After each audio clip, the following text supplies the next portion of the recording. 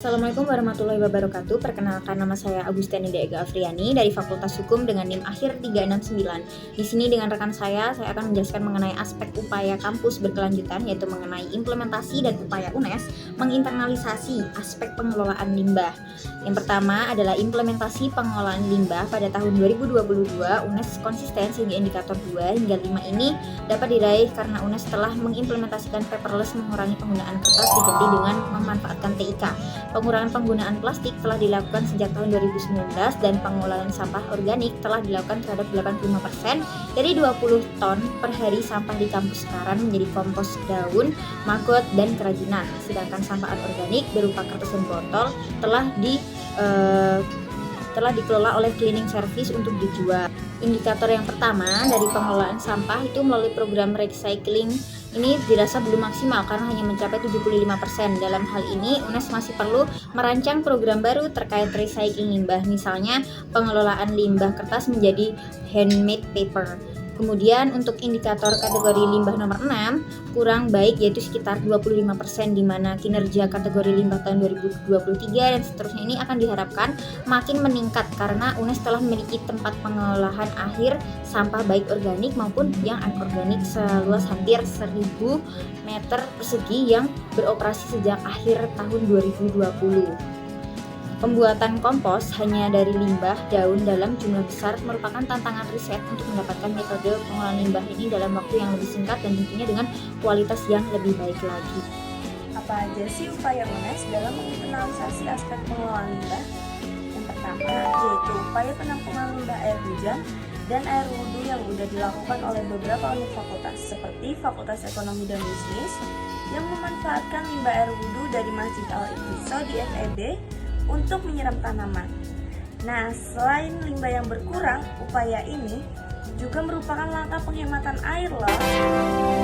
Ada lagi nih, selain itu, upaya pelarangan plastik di lingkungan kampus juga dilakukan melalui edaran dekan, khususnya pada kegiatan ujian skripsi dan rapat.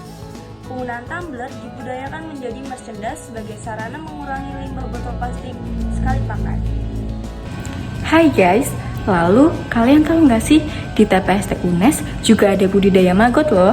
TPST UNES menghasilkan maggot 100-150 kg per hari. Wah, cukup banyak ya. Lalat yang menghasilkan maggot ini berasal dari benua Amerika yang memiliki siklus metamorfosis yang sempurna melalui 4 tahap, yaitu telur, larva, pupa, dan dewasa.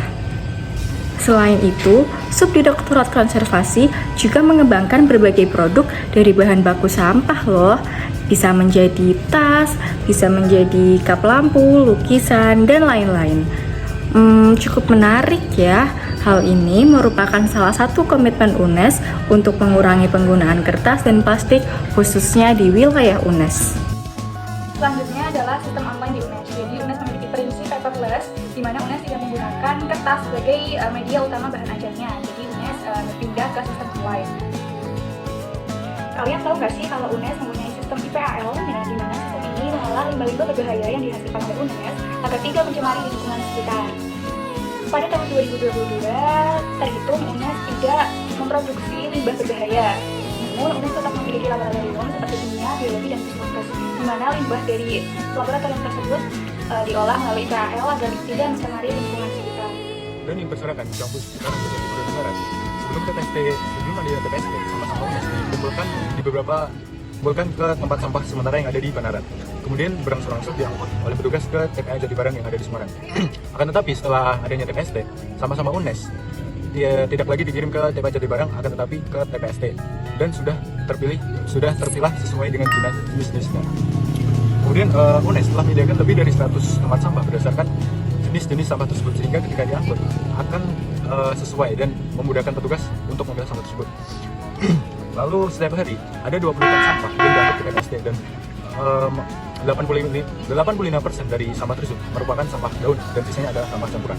Dan sampah sendiri diklasifikasikan menjadi 4 jenis. Yang pertama ada sampah daun, sampah makanan, plastik, dan juga sampah tidak terdefinisi. Kesimpulan yang dapat diambil dari paparan materi dari kelompok kami adalah implementasi pengolahan limbah di UNES telah menunjukkan hasil yang signifikan, termasuk pengurangan penggunaan sampah plastik, pengelolaan sampah organik, dan penggunaan maggot. Meski daur ulang baru mencapai 75%, inovasi dan edukasi terus diperkuat untuk meningkatkan efisiensi dan kesadaran lingkungan. Sekian dari kelompok kami, kurang lebihnya mohon maaf. Terima kasih. Wassalamualaikum warahmatullahi wabarakatuh.